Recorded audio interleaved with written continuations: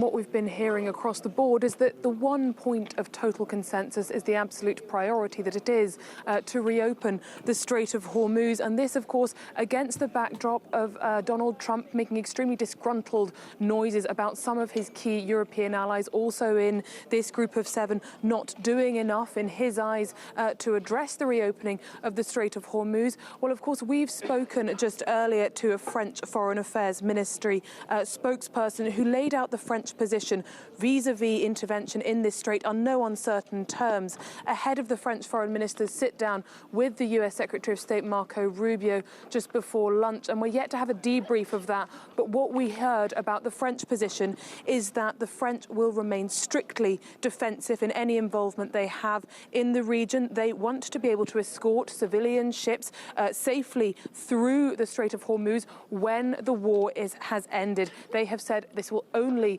kick in once the intensive phase of conflict has ended, and that it is out of the question that they attempt to liberate the Strait of Hormuz by force. They want to move towards a lowering of conflict, not a heightening thereof. And they say that they have been having consultations with more than 30 different allied countries, some European, some in the region, also non-regional allies, including India, are apparently also interested in getting involved in this coalition that would be moving towards helping secure the Strait of Hormuz once the war has ended. However, this ministry spokesperson was very clear in his terms. He said, this is not our war. We don't want to be dragged into it. In other words, his message to Washington, D.C. is this is their war to end, and that France and its allies will be ready to help when they have done that.